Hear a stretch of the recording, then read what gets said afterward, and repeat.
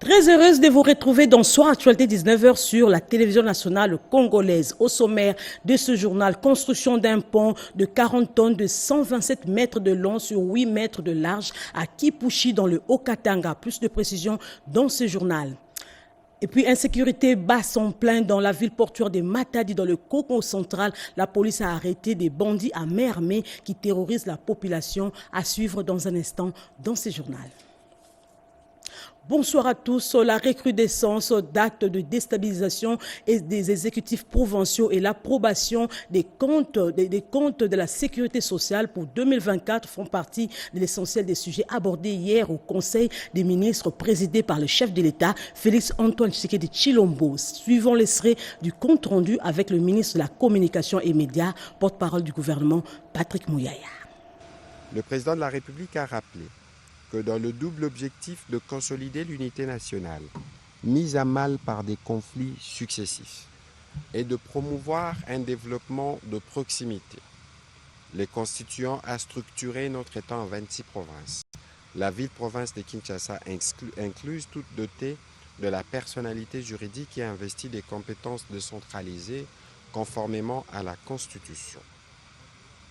Cependant, depuis la mise en place des institutions provinciales prévues par la Constitution, notre pays a été confronté à des tensions récurrentes entre les assemblées provinciales et les exécutifs provinciaux. Ces conflits, souvent matérialisés par de motions de défiance, ont conduit à la destitution de plusieurs gouverneurs de province. Ces instabilités ont lourdement pesé sur le bon fonctionnement des institutions provinciales, entraînant d'importants retards dans la mise en œuvre des politiques publiques et freinant l'élan des développements administratifs et socio-économiques escomptés. Là où la stabilité institutionnelle devait servir de socle à la cohésion nationale et au progrès, elle s'est retrouvée compromise au détriment de conditions de vie de nos concitoyens.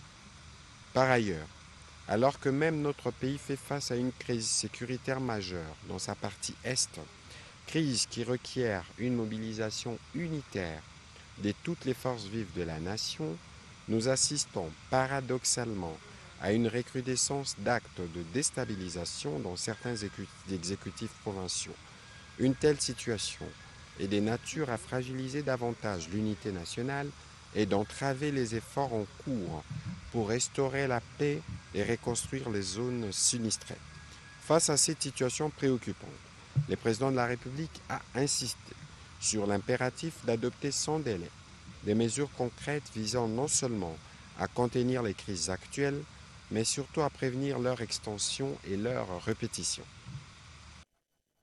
Une matinée de réflexion sur l'état de la nation a été organisée par la synergie des mouvements associatifs de la jeunesse de Ngaliema. Ces mouvements lancent un appel de soutien au chef de l'État, nous dit Pirombo Saïdi. La dernière sortie médiatique de l'ancien président de la République sur la gestion du régime de Félix Antoine Tshisekedi Tshilombo n'a pas laissé indifférente la nation congolaise tout entière et son contenu a été passé au crible au cours d'une matinée de réflexion par la synergie des regroupements associatifs réunis au sein du mouvement de réveil de la jeunesse congolaise Emergico. Le message de Joseph Kabila est une sortie médiatique encore une fois de plus truffée des mensonges, des haines, des rages contre son successeur, le président Félix Antoine Tshisekedi Tshilombo, qu'il menace de chasser au pouvoir par les armes. Joseph Kabila dénonce ce qu'il qualifie de dérives autoritaires, alléguant que le pouvoir est désormais concentré entre les mains d'un seul homme ou d'une seule tribu. Il a encore une fois de plus menti. À voir ceux qui dirigent les institutions. Seulement aux commandes, au sommet nous avons le chef de l'État, un Louba, au sommet de l'Assemblée nationale, un compatriote du Sud Kivu, au niveau du Sénat, un compatriote du Katanga.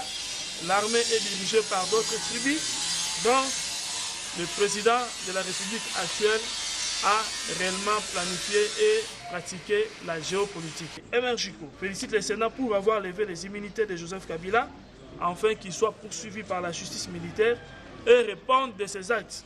Fort de cette prise de position, les Emergico socialisent le peuple congolais à soutenir le chef de l'État, Félix Antoine Tshisekedi Tshilombo, et toutes les institutions de la République. Promouvoir l'entrepreneuriat des jeunes sur la gestion intégrée des déchets au service du développement local, c'est l'objectif de cet atelier de formation organisé à Kinshasa par l'ONU Habitat. Les détails dans ces reportages de Mamita Bangolo. Garantir l'entrepreneuriat de jeunes dans le secteur du recyclage des déchets plastiques, c'est l'objectif de ces démarches. Le thème du jour met en lumière l'importance de l'entrepreneuriat de jeunes dans le recyclage des déchets plastiques.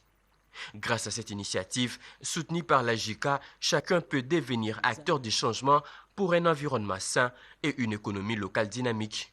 Aborder la connaissance des environnements internes et externes de l'entreprise permet aux jeunes de mieux comprendre la réalité du marché, d'identifier les opportunités et de structurer les projets viables. C'est la vie de Mohamed Iwaka. J'ai appris comment transformer les déchets en braises écologiques. Et pour lutter contre les déboisements, je suis ici pour amener aussi mon expérience auprès des autres jeunes qui puissent encore me suivre pour que demain, on puisse lutter contre le réchauffement climatique. Quant aux chercheurs en gestion des ressources naturelles, Wewa Mazinkene vante la transformation des déchets variés comme le verre, les sachets plastiques, les caoutchoucs en carreaux. Nous avons montré que tout ce que nous produisons, tout ce que nous avons ici à Kinshasa peut être transformé en d'autres matériaux durables, peut être transformé même à des aliments. À l'exemple de déchets organiques, nous pouvons produire du compost. Et au lieu d'utiliser des engrais chimiques, on va utiliser ce compost pour une culture bio. Les participants repartent mieux outillés et motivés à devenir des acteurs de changement pour un environnement propre, sain et productif au service de la communauté. En séjour dans le Haut-Ouélé, le ministre du Développement rural, Moïndo Nzangi, a salué les efforts du gouvernement provincial dans la matérialisation de la vision du chef de l'État en ce qui concerne la revanche du sol sur le sous-sol. La province du Haut-Ouélé est à longueur d'avance dans la matérialisation de la vision du chef de l'État, Félix-Antoine Tshisekedi Tshilombo, en matière de la revanche du sol sur les sous-sols. Constat fait par le ministre d'État en charge du développement rural, Moïndo Nzangi Boutondo, qui, conduit par le gouverneur Jean Bakomi Togambou sur le site du village Obaï, où germent déjà plus de 1000 hectares de café, cacao et palmiers à huile, s'est dit très positivement impressionné. La province réfléchit comment relancer les cultures pérennes dans les Haut-Ouélé. Qu'ils ont des gigantesques pépinières pour les cacaoyers et les cafés.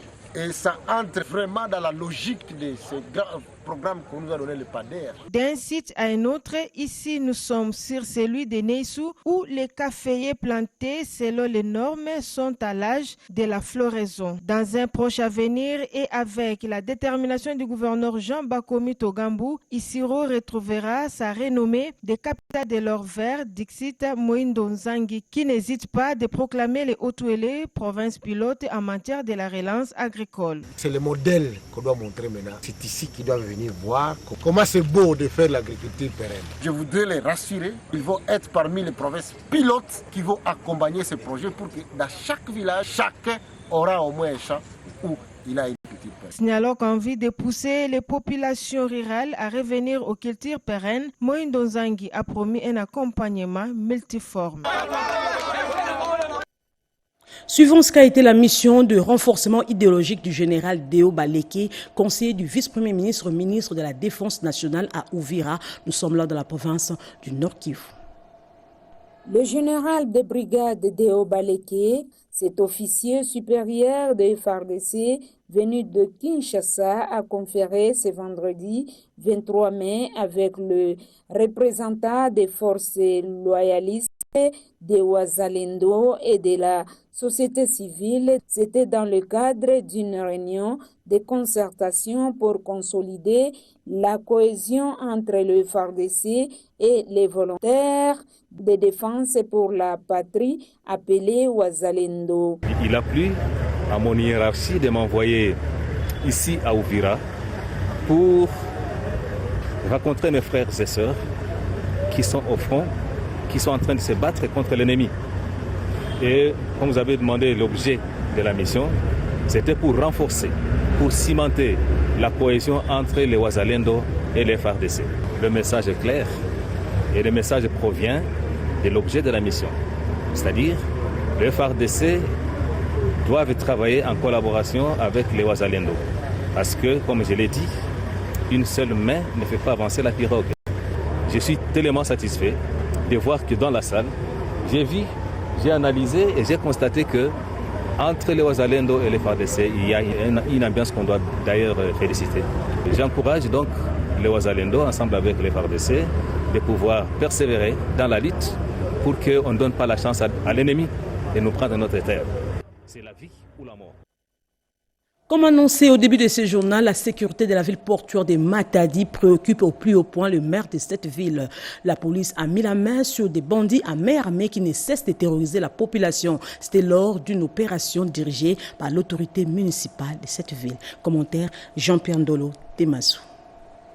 La traque des malfaiteurs se poursuit sans relâche dans la ville de Matadi. Encore 3 ont été arrêtés dans la nuit du mercredi 21 au 22 mai 2025 au cours d'une patrouille nocturne mixte police nationale congolaise et police militaire dans le cadre de l'opération Kumba Kimbiko supervisée par le maire de Matadi, Dominique Nko. Il s'agit de 2 policiers. Le premier a été interpellé dans la cellule Pays-Bas au quartier Banana, soupçonné d'être à la tête d'une association de malfaiteurs.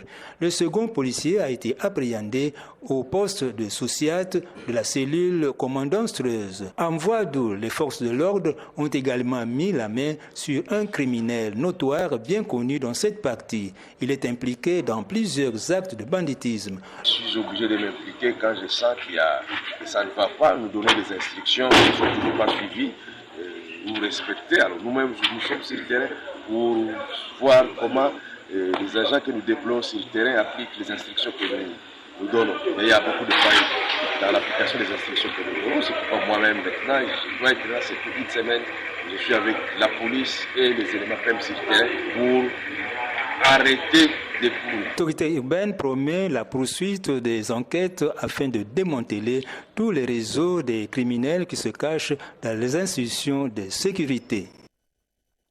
En Ituri, 2 usines de concassage et centrales d'enrobé viennent d'être inaugurées dans le territoire d'Irumu, à 14 km de la ville de Bunia. La cérémonie d'inauguration a été présidée hier par le gouverneur militaire de cette province en présence de plusieurs autorités politico-administratives et autres. Nous sommes en territoire d'Irumu, au milieu de la chaîne des montagnes Mont-Bleu. Ici, 2 gigantesques usines sortent des terres. Il s'agit de l'usine de production d'enrobés de l'entreprise Good News Africa et celle des concassages de la société Congo Éveil Patriotique. Ces 2 entreprises, partenaires de jeunes Ituriens, adhèrent totalement à la vision du chef de l'État pour la révolution industrielle dans cette partie du pays. Nous avons d'abord l'usine de concassage. Une usine de capacité de 200 à 300 tonnes par heure. Et pour l'enrober, là aussi, cette usine a une capacité de 180 tonnes par heure. Les sociétés Good News Africa et Congo Éveil Logistique remercient à leur tour l'administration militaire pour l'accompagnement du dit projet. Excellence, nous vous remercions pour l'accompagnement. Vos engagements ont été essentiels pour sa réussite. C'est avec une fierté patriotique que le lieutenant-général Luboya Kashamadjouni a inauguré ces usines, preuve marquante d'un tournant décisif dans la restauration de l'autorité de l'État dans cette province qu'il avait trouvée dans un état chaotique en 2021. Des jeunes Ituriens qui se mettent ensemble pour construire les 2 usines que vous voyez. Pourquoi ils l'ont fait? Parce qu'ils ont confiance. Non seulement ils prennent un risque, mais aussi ils ont confiance au gouvernement. De la sécurité au développement, l'État du siège en Ituri continue à laisser ses empreintes conformément à la vision du président Félix Tshisekedi Tshilombo, signalant que ces 2 entreprises réhabilitent plus de 298 km sur la route nationale numéro 4, axe Komanda-Mambasa à Vakubi.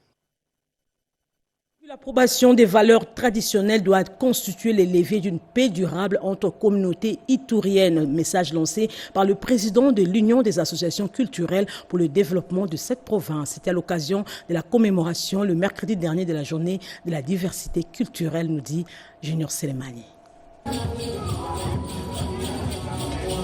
Les communautés de l'Ituri sont appelées à intérioriser les valeurs traditionnelles afin de favoriser la paix dans cette province menacée par l'activisme de groupes armés locaux et étrangers. C'est l'une des résolutions adoptées lors des 2 journées de diversité culturelle organisées par l'Union des associations culturelles pour le développement. L'unité dans les Ituriens. Si ça se faisait par exemple à Djougou, là où il y a les groupes armés qui parfois regardent les gens à chiens méchants, et ça peut être une unité. Et tous ces jeunes peuvent jeter les armes, voir même comment on peut danser ensemble. Et c'est une activité d'unité pour nous. C'est pourquoi nous tenons à ça. Le représentant de l'autorité provinciale, Maître Aimé Lobi, a insisté sur la nécessité de l'unité des Ituriens dans ces combats acharnés menés par l'administration militaire pour restaurer l'autorité de l'État en Ituri et éradiquer les forces négatives. Au niveau de l'Ituri, la diversité culturelle, vecteur de paix, occasion pour moi de nous poser cette question. Est-ce qu'on peut vraiment aujourd'hui parler de diversité culturelle comme vecteur de paix en Ituri? Qu'est-ce qui fait en sorte qu'on n'en parle plus aujourd'hui? De danses folkloriques ituriennes ont marqué la clôture de ces ballets culturels. La province du Kwango vient de franchir un cap dans le social. La ville de Kenge s'est dotée d'une unité de panification. D'autres précisions dans ces reportages de Ezras Congo de la RTNC Kwango. C'est dans une ambiance chaleureuse que la ville de Kenge, chef-lieu de la province du Kwango, a vibré ce samedi au rythme de l'inauguration de la toute première boulangerie semi-industrielle. Une avancée majeure portée par la boulangerie La Racine, 5 ans après l'implantation de sa première unité dans la ville de Kenge. La cérémonie s'est tenue en présence du ministre provincial de la Justice, Maître Timothée Nzundu, représentant le gouverneur Willy Bitusila, ainsi que de nombreuses personnalités et de la population venues témoigner de leur soutien à cette entreprise. Dans son discours, M. Jérémy Nsota, fondateur et propriétaire de La Racine, a souligné que cette initiative est née d'un constat simple mais fondamental, les besoins criants pour les habitants de Kenge d'accéder à un pain de qualité. Il a rendu un vibrant hommage aux femmes de Kenge, véritables piliers de la communauté, pour leur soutien constant. Prenant la parole au nom de l'exécutif provincial, le ministre Timothée Nzundu a salué l'initiative de M. Nsota. Il a réaffirmé l'engagement du gouvernement provincial à accompagner ce type de projet structurant qui, au-delà de sa dimension entrepreneuriale, participe au développement socio-économique de la province. Après les allocutions, l'assistance a participé à la coupure du ruban symbolique par les représentants du gouverneur, suivi d'une visite guidée des installations flambant neuves. Dotée d'équipements de dernière génération, la nouvelle boulangerie dispose d'une capacité de production élevée avec un fonctionnement assuré par un groupe électrogène de 200 kVA garantissant une continuité d'activité à toute heure. Cette infrastructure moderne marque une nouvelle étape dans la stratégie d'expansion de La Racine qui ambitionne désormais de s'étendre dans les 5 territoires de la province du Kwango. Bonne nouvelle pour les habitants de la commune de Ansele. Des ponts viennent d'être jetés dans plusieurs quartiers de la dite commune. C'est à la grande satisfaction de la population environnante, nous dit Gaëtan Magalano. C'est une première d'une série de 50 ponts pour désenclaver le district de Latchangou, aussi permettre la mobilité de personnes et de leurs biens. C'est samedi devant habitants de l'Ansele, le go de la traversée d'un point à un autre désormais possible grâce à 6 ponts rebaptisés à Harare.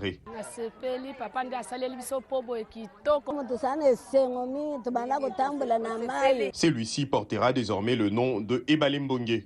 Jadis, ici la traversée était un combat de titans. Cette œuvre, symbole de la renaissance de ces coins de la capitale, une œuvre signée Ogi Kalonji. C'est élu de Latchangou qui inscrit ses réalisations dans la droite ligne de la vision du président Félix Tshisekedi. Nous avons construit à Terre Jaune 2, ici où nous sommes 1, d'où nous venons 1, à Mbatakulusu 3, au Camp Seta 1, à Bibwa 1 et vers chez Mama Olangi aussi. Donc tout cela c'est juste la volonté de connecter notre commune. Sur la rivière Maba, un autre pont est jeté. Le bourgmestre de l'Ansele ému et témoigne sa gratitude. Je suis la personne la plus honorée en ces jours au regard de cette œuvre que honorable Ogi Kalonji vient de réaliser dans ma commune. Depuis l'avènement du président Félix Tshisekedi au sommet du pouvoir, le district de Latchangou, grâce à cet élu, change de visage. Route Terre Jaune, route BAT, lutte anti-érosif et tant d'autres réalisations à inscrire dans l'actif du monsieur Terre Jaune. Suivons à présent ce qu'a été l'évaluation des travaux de construction du pont Mavivi. Nous sommes là dans la province du Nord Kivu.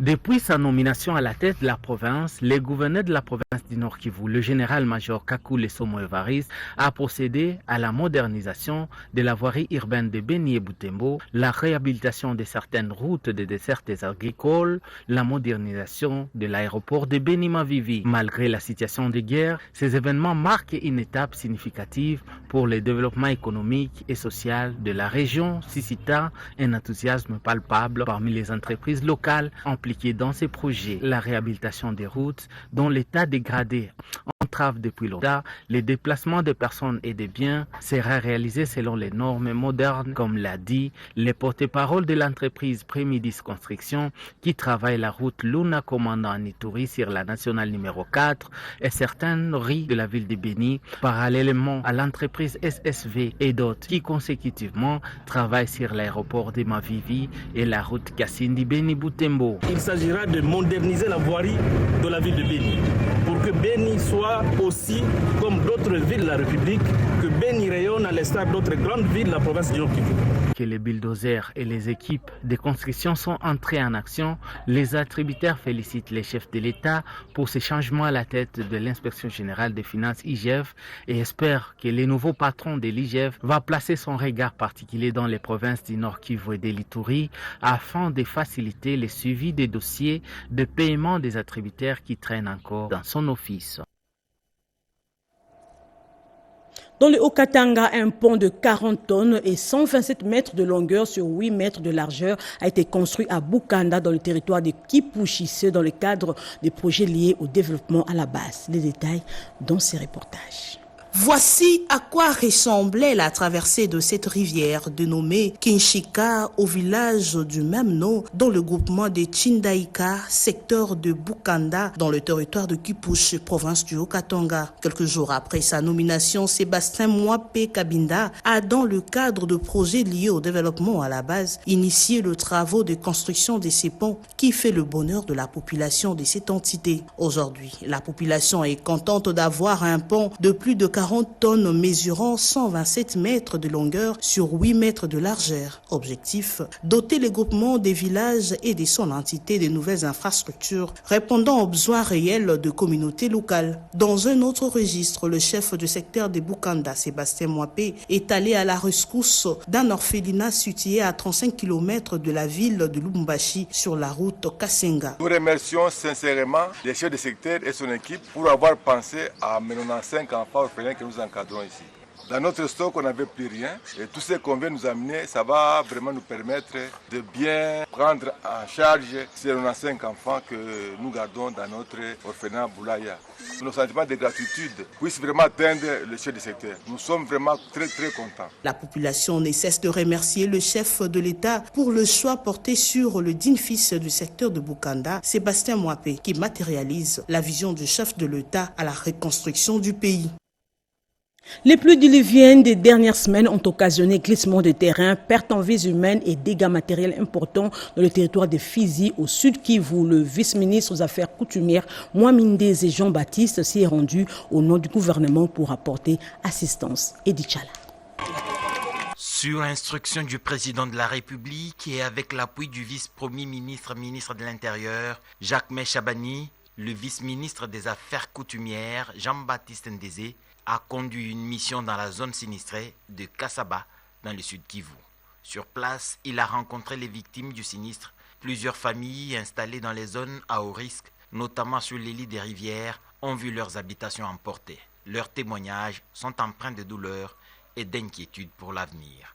Profitant de cette mission, le vice-ministre des Affaires coutumières a sensibilisé la population sur la prévention des catastrophes naturelles en insistant sur l'importance de l'aménagement du territoire et du respect des zones sécurisées. Au village de Nyouvou, deuxième étape du déplacement, Jean-Baptiste Ndézé a exprimé la solidarité du gouvernement envers les blessés et les familles touchées. Une assistance a été remise aux concernés en coordination avec les autorités provinciales. Malgré les conditions de déplacement extrêmement difficiles, routes dégradées, navigation complexe, la délégation a poursuivi sa mission jusqu'à Baraka, atteinte vers 19h30. Cette mission s'est clôturée au port d'Ouvira. À son arrivée, accompagné du gouverneur Jean-Jacques Poroussi et de son adjoint Jean-Jacques Elakanou-Mea, le vice-ministre s'est exprimé. Nous avons entendu leurs doléances. Il y a beaucoup de problèmes pour rejoindre ces zones-là par la route.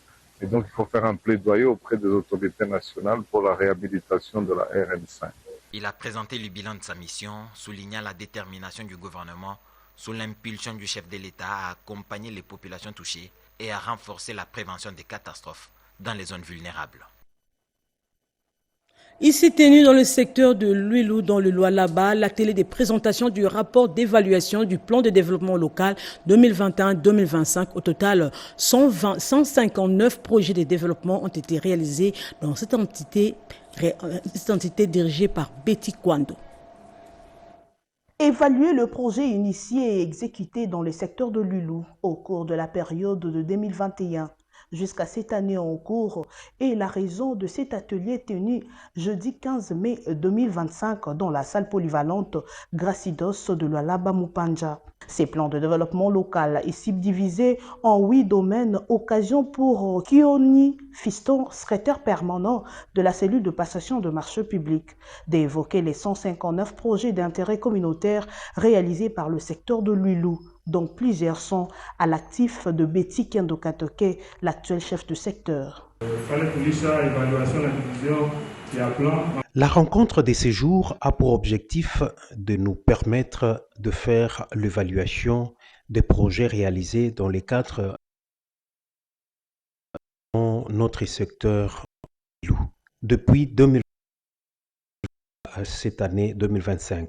Cet exposé a été suivi par les recommandations dans le but de pérenniser les actions d'intérêt communautaire initiées dans cette entité territoriale décentralisée. Les chefs de groupement, les chefs ainsi que le représentant de la communauté et les membres du CLD n'ont pas manqué d'encourager Betty Kwando Katoke qui se bat pour répondre avec promptitude aux besoins de ses administrés.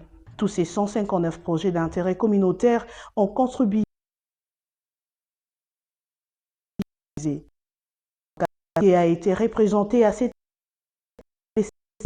Solomani, deuxième chargée du développement.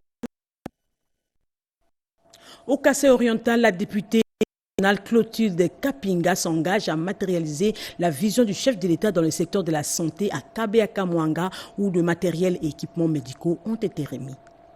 L'hôpital général de référence de Kabeya-Kamwanga a reçu mardi 20 mai 2025 un lot important de matériel médicaux et orthopédiques sous l'impulsion de la députée nationale Clotilde Kapinga Wamulumba grâce au soutien du Fonds national de promotion et de la sécurité sociale FNPSS. Cette dotation symbolise l'engagement de l'élu de Kabeya-Kamwanga de doter l'hôpital de matériel de la nouvelle technologie et des infrastructures modernes pour des soins de qualité, comme le veut le chef de l'État Félix-Antoine Tshisekedi Tshilombo dans sa vision couverture santé universelle. Dans la délégation venue de Kinshasa pour la circonstance, on a noté la présence de la DG du FNPSS, Alice Mirimo Kabesi. Sur place, des allocutions ont été prononcées pour saluer le rôle que joue la députée nationale Clotilde Kapinga pour le développement de sa base naturelle. Dr Stéphane Mpongu, médecin directeur de l'hôpital de Kabeya-Kamwanga, a rappelé que cette dotation concrétise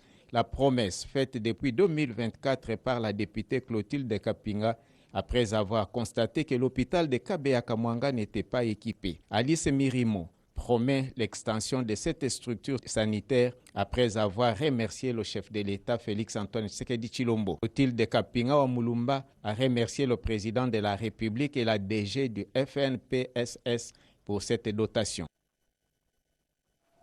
Ainsi prend fin ce journal de 19h rédigé par Nana Mozazebo et Toto Célestine Sungu. Merci de nous avoir suivis. L'actualité continue sur votre chaîne nationale. Tout à l'heure à 20h, Sandra Nyangui Tabou sera de votre pour la suite de l'actualité. Au revoir et à la prochaine.